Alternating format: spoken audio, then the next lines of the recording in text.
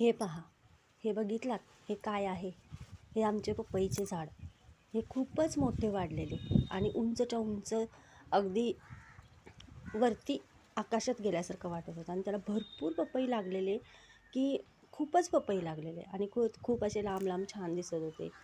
रंगही हिरवागार सुंदर होता आणि आहेत आता हे बघा, हे सुंदरच आहेत आणि हे सगळं झाडाचा जो शेंडा होता तो खाली पडला आणि कशाने पडला माहिती नाही, वाऱ्याने वगैरे पडला असेल आणि हे असे सगळीकडे पपई पडलेले.